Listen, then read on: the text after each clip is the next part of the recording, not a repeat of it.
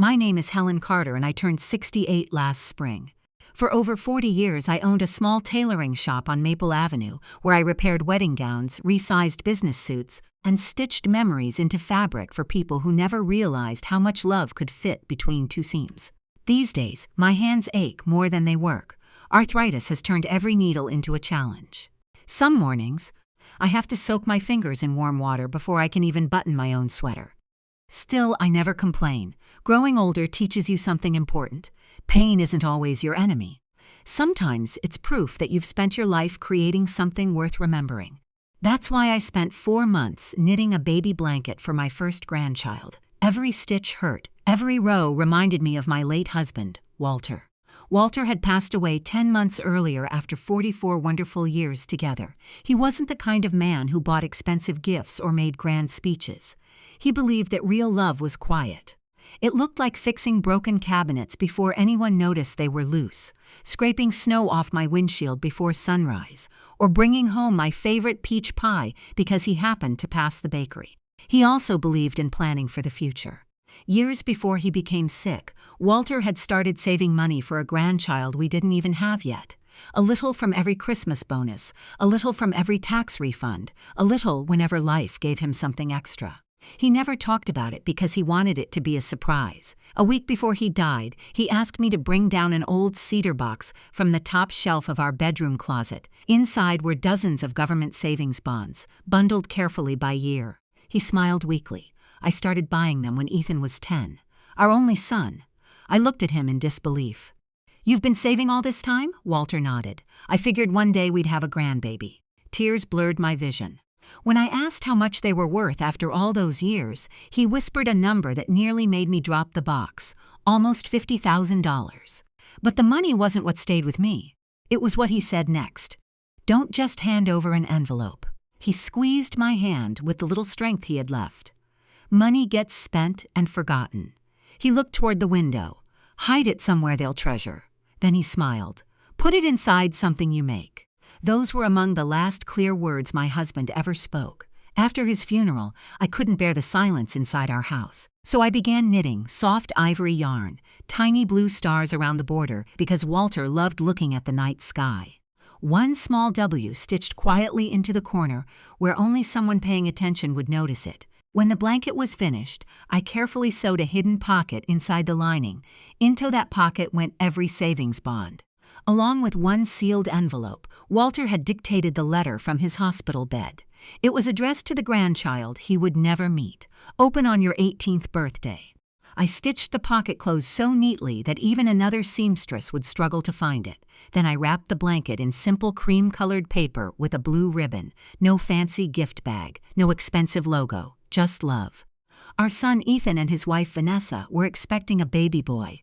Vanessa loved luxury brands. Everything in their home matched perfectly. Their furniture, their dishes, even the baby's nursery looked like it belonged in a designer magazine. I tried not to judge her. People grow up differently. Still, she often looked at handmade gifts as though they belonged in another century. I hoped this blanket would change her mind. The baby shower invitation arrived on thick embossed cardstock. There was even a dress code. I smiled anyway. I bought a new navy blouse, wrapped Walter's gift carefully, and drove across town with the package resting gently on the passenger seat. The entire drive, I talked to Walter. "We finally made it," I whispered. "We're going to meet our grandson." The house was already crowded when I arrived. Elegant flower arrangements filled every table. A photographer moved through the guests taking pictures. Soft music played in the background while waiters carried trays of tiny desserts that looked too pretty to eat. I suddenly felt out of place. Most guests were younger than me. Their clothes looked expensive.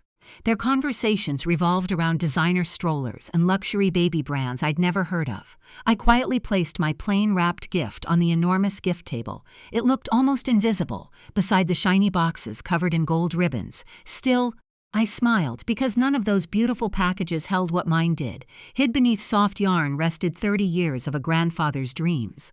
No one in that room, not even my own son, had any idea what waited inside that blanket. And within the next hour, someone would decide it belonged in the trash. Vanessa's baby shower wasn't really a family gathering. It was a performance. Every detail had been carefully planned, from the white floral arch behind her chair to the custom cookies decorated with tiny gold crowns. A photographer captured every smile while one of Vanessa's closest friends streamed short videos for social media. Everything looked flawless. Everything looked expensive. The guests gathered around as Vanessa began opening gifts one by one. Each package was treated almost like a fashion review. "Oh, that's the imported stroller. I've heard that crib costs nearly $3,000. What an incredible designer diaper bag." Every gift was lifted high for everyone to admire before being placed on the growing mountain beside her chair. I watched quietly from the back of the room. My son, Ethan, stood near the refreshments with a forced smile. He looked happy enough, but something about him seemed tired. He caught my eye once and gave me a small smile. I smiled back. My sister-in-law, Margaret, leaned toward me.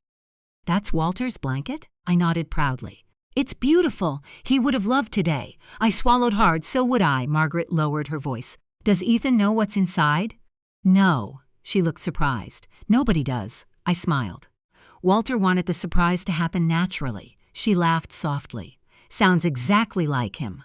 The pile of gifts slowly disappeared until only two remained, a greeting card, and my simple cream-colored package. Vanessa picked it up with one hand. She studied the plain wrapping paper for a moment before reading the tag aloud. "From Grandma Helen." Several guests turned toward me politely. I stood and waved. Vanessa smiled. At least, it looked like a smile. She carefully untied the blue ribbon and removed the wrapping paper. The ivory blanket unfolded across her lap. The tiny blue stars around the border shimmered beneath the lights. For one hopeful second, I thought she loved it. "It feels soft," someone whispered. Another guest leaned closer. "Did you buy this from a boutique?" Before I could answer, Vanessa spoke. "My mother-in-law made it." The room became strangely quiet. Someone offered an awkward smile. Another guest nodded politely. Vanessa held the blanket by two corners, examining it as if she were checking it for flaws. I leaned forward. "There's something special about." She spoke over me. "Oh," she forced a cheerful laugh. "It's homemade." A few people chuckled. Not because it was funny, because nobody knew what else to do. Her mother, Linda, smiled proudly. "Helen has always enjoyed crafts." Crafts, 40 years of professional tailoring reduced to a hobby. I ignored the remark. I was about to explain about the hidden pocket, about Walter, about the letter, but Vanessa wasn't listening anymore. She glanced toward the photographer, then toward the guests, then back at the blanket. I watched something change in her expression. She wasn't looking at the blanket anymore. She was thinking about appearances. There was a tall trash bin beside the gift table filled with wrapping paper and ribbon. Vanessa stood up, still holding the blanket, still smiling for the cameras. "Ladies," she announced with a playful laugh, "our nursery has a very specific style." Several guests laughed politely. She shrugged dramatically. "We only use designer baby items." Then, without another thought, she dropped the blanket into the trash. It landed softly on top of the torn wrapping paper. The photographer actually laughed. Several guests followed. Someone whispered, "That's savage." Another murmured, "I can't believe she actually did that." My heart stopped, not because of the money, not because of Walter's letter, but because 30 years of one man's love had just been treated like garbage. I looked across the room. Ethan had gone completely pale. For one brief moment, I thought he would step forward. I thought he would tell his wife to stop. I thought he would defend the final gift his father had ever prepared. Instead, he lowered his eyes. He said nothing. That silence hurt more than anything Vanessa had done. The room slowly quieted. Everyone waited for me to react. Some expected tears. Others expected an argument. Instead, I stood up calmly, walked across the room, reached into the trash can, lifted out my blanket, brushed away a few scraps of paper, folded it neatly, just as I had folded thousands of garments over 4 decades, placed it carefully into my handbag. Then I looked at Vanessa. "It's all right," I said gently. "I can see it isn't the right gift for your home. No anger, no shouting. No tears, only quiet disappointment." The smile disappeared from Vanessa's face. She had expected a confrontation. Instead, she was left standing before an uncomfortable silence that no expensive decoration could cover. I picked up my purse, turned toward the guests. "Congratulations," I said softly. "I hope your little boy grows up surrounded by love." Then I walked out the front door. I didn't look back. I cried only after I reached my car, holding Walter's blanket against my chest. I whispered through my tears. "I'm sorry.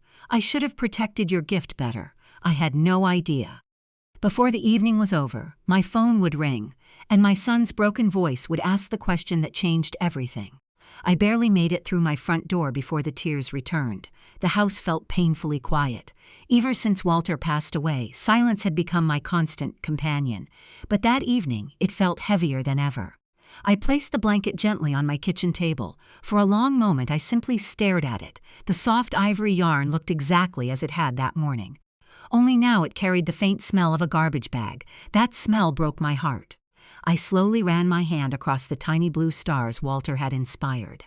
"I'm sorry," I whispered. I tried, but after a few minutes the sadness slowly gave way to something else. Clarity. Walter's gift was safe, the bonds were still hidden. His letter remained untouched. Nothing precious had actually been lost, only the illusion that everyone knew how to recognize something priceless.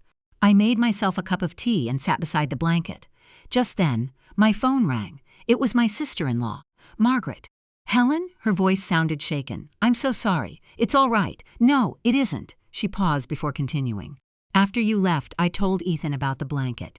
My heart skipped. "You what?" I thought he already knew. I closed my eyes. He didn't. Margaret sighed. "I mentioned Walter's savings bonds and the letter hidden inside." For several seconds, neither of us spoke. Finally, she whispered, "Helen, I've never seen Ethan look like that. What happened?" He turned white. He asked me to repeat everything. When I did, he walked straight out of the party without saying another word. A strange feeling settled inside me. Not satisfaction, not revenge, just sadness. "Thank you for telling me," I said quietly. After hanging up, I looked at the blanket again. Sooner or later, Ethan would call. A mother simply knows these things. I didn't have to wait long. Less than 5 minutes later, my phone rang again. This time it was my son.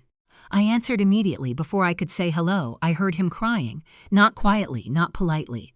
The deep, broken sobs of a grown man whose world had just collapsed. "Mom," his voice cracked. Please tell me you took the blanket home." I looked toward the kitchen table. "It's here. I have it." The relief on the other end was immediate. "Oh, thank God," he kept repeating those words. "Thank God." Eventually, his breathing slowed enough for him to speak. "Mom, what exactly was inside it?" I closed my eyes. This was the question Walter had unknowingly prepared him to ask. There were government savings bonds. Ethan stayed silent. "Your father bought them little by little for almost 30 years. Still silence. They're worth just under $50,000. I heard him inhale sharply, but I wasn't finished. "There was also a letter." "What letter?" "The last one your father ever wrote. He dictated it from his hospital bed. It's for your son, for his 18th birthday. The silence that followed lasted so long I wondered whether the call had disconnected. Finally, Ethan whispered. I was standing right there. I watched her throw it away. His breathing became uneven again. "I didn't stop her." "No, you didn't." I laughed. It wasn't a real laugh. I was nervous, but I still laughed. His voice completely fell apart.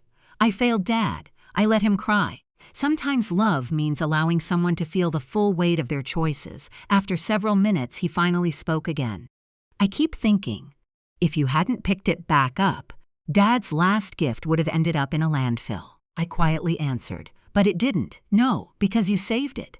I looked down at Walter's blanket. "No, Ethan, your father saved it. He told me exactly how to hide it." Another long silence followed. Finally, he asked, "What happens now?" It was the question I'd already been asking myself.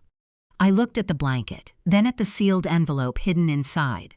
Walter had intended that money to help his grandson begin life, not to become another expensive accessory. Certainly not to be appreciated only after someone discovered its price. "I've made my decision," I said. "What is it?" "I want everyone together. You, Vanessa, Linda, Margaret, everyone." Ethan sounded confused. "Why?" "Because your father gave me one final instruction." "What was it?" I smiled sadly. "He told me, make sure they open the blanket. I intend to honor that promise." There was another pause. Then Ethan said something I had waited years to hear.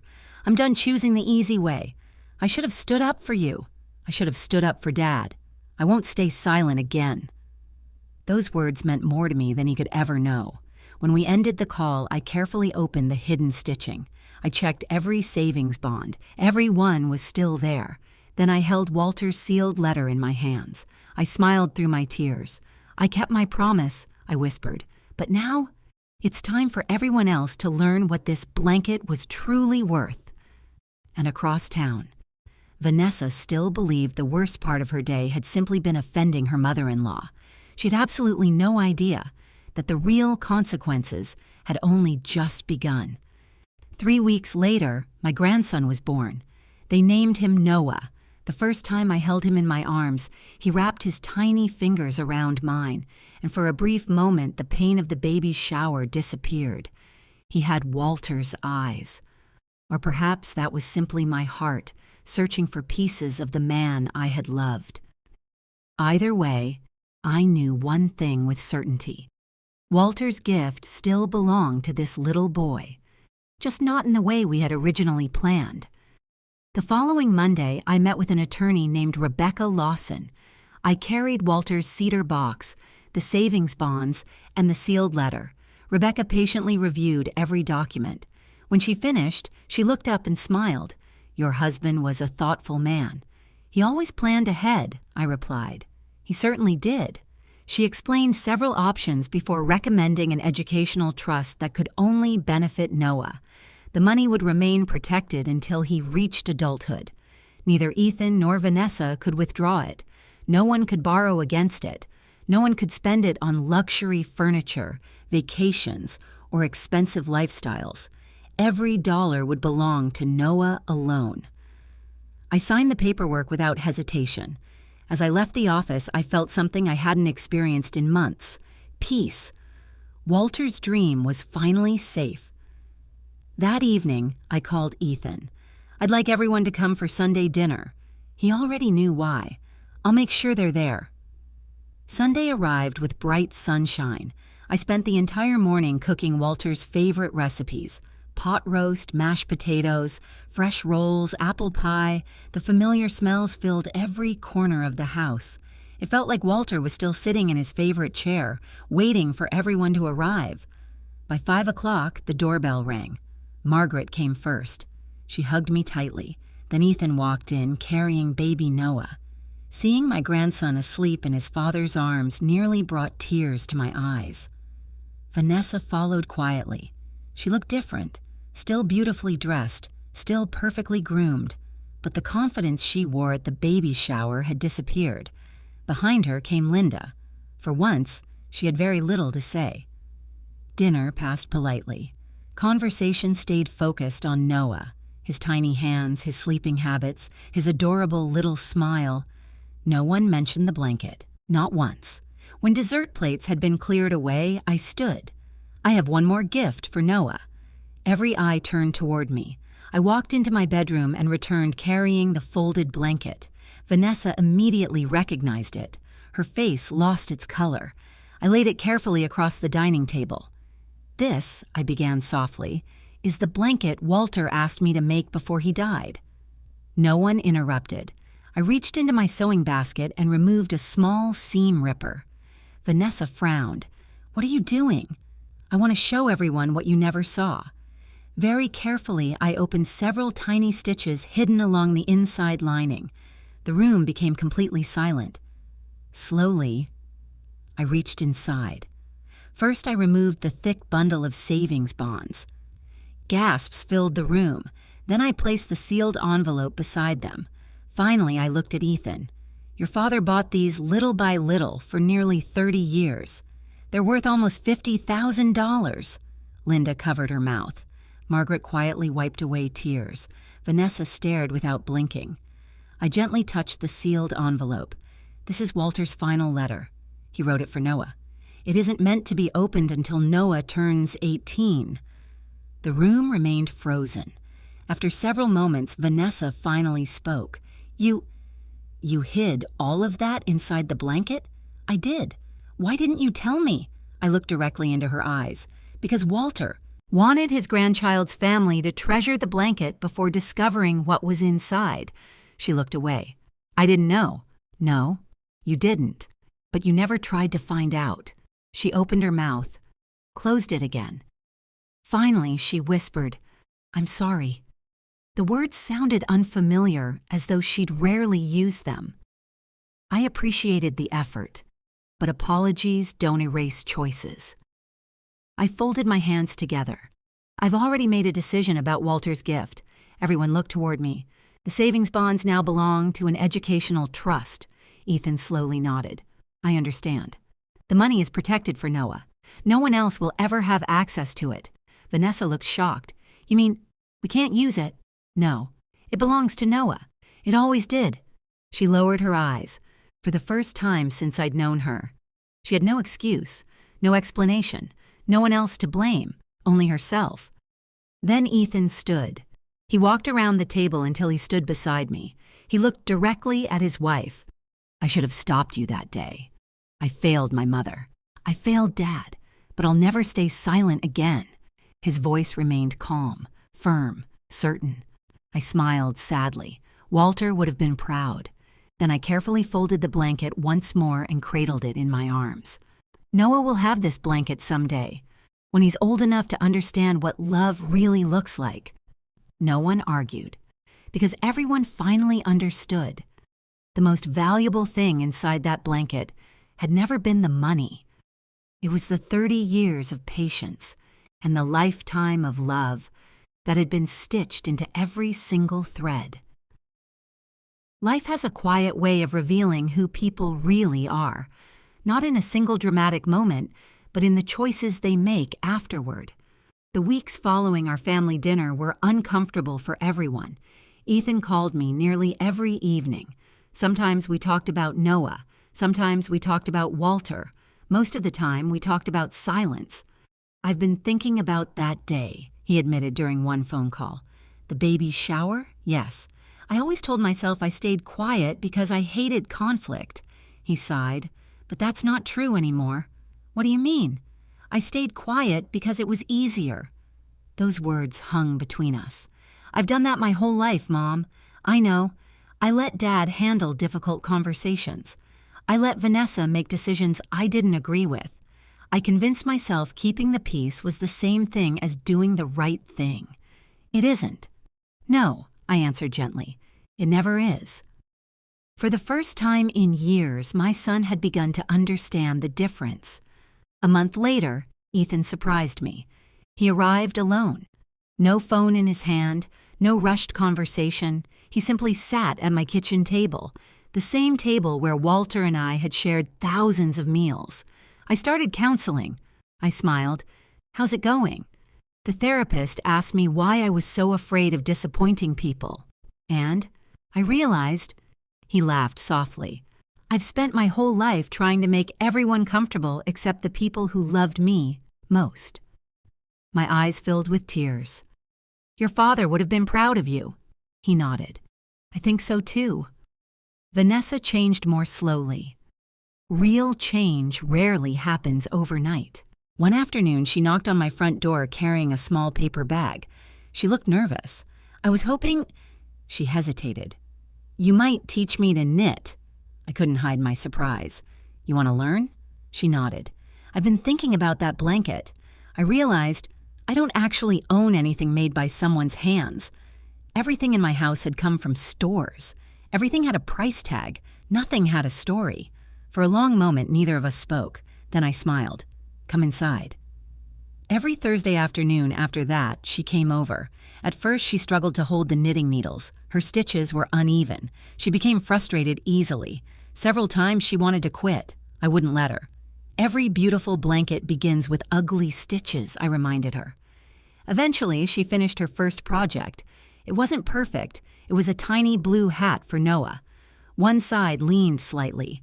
The brim wasn't completely straight, but it had something no designer label could ever sell. It carried her time, her patience, her effort. She held it in her hands for a long time before quietly saying, I understand now. Months passed. The educational trust continued growing safely. Walter's savings were exactly where he wanted them to be, waiting. Just as he had waited for 30 years. When Noah turned 6 months old, Ethan invited me to their house. The nursery looked different. The expensive designer blanket that had once covered the crib was gone. Instead, Walter's handmade blanket rested neatly over Noah as he slept peacefully. The tiny blue stars surrounded him like they had always belonged there. Vanessa noticed me looking. I wanted him to grow up with this. She gently touched the embroidered W stitched into the corner. I never noticed this before. Most people don't, I replied. You have to look closely. She smiled. I'm learning. As the seasons changed, so did our family. Not perfectly. Families rarely become perfect, but we became honest. Ethan spoke his mind. Vanessa listened more than she used to. Linda gradually stopped measuring everything by price. Even Margaret joked that Walter had managed to teach everyone one final lesson after he was gone. She was right. My arthritis has grown worse since then. Some mornings I can't knit at all. Other mornings I manage only a few rows before my fingers become too stiff. Even so, I'm making Noah another blanket. This one is dark blue. Hidden inside one corner is another small embroidered letter, a single W. Not because it makes the blanket more valuable, but because it reminds me that love is often hidden in the smallest details. Walter used to tell me, money disappears, but character stays. Now I understand exactly what he meant. Someday, when Noah turns 18, Rebecca Lawson will hand him the sealed envelope his grandfather wrote all those years ago. He'll also receive the trust Walter spent 3 decades building. But I hope those aren't the greatest gifts he receives. I hope someone tells him about the baby shower, about the blanket, about the trash can, about the grandmother who quietly picked it back up without raising her voice. Because that story carries a lesson no amount of money can buy. Real love doesn't announce itself with expensive wrapping paper. It doesn't wear famous brand names. It doesn't need applause. Real love is patient. It is humble. It is willing to spend 30 years preparing a gift for someone it may never meet. And real value can never be measured by a price tag. It is measured by sacrifice, by kindness, by loyalty, by the hands that created it. Whenever visitors admire the blanket today, they usually ask the same question. Where did you buy something so beautiful? I always smile. I didn't buy it. I made it. Because the greatest treasures in this world are almost never purchased. They're built one careful stitch, one quiet sacrifice, and one faithful act of love at a time. That is the legacy Walter left behind, not $47,000, not a letter, not even a blanket. His true legacy was teaching an entire family that the most precious things in life are the ones money could never buy. And that is a lesson no one in our family will ever throw away again.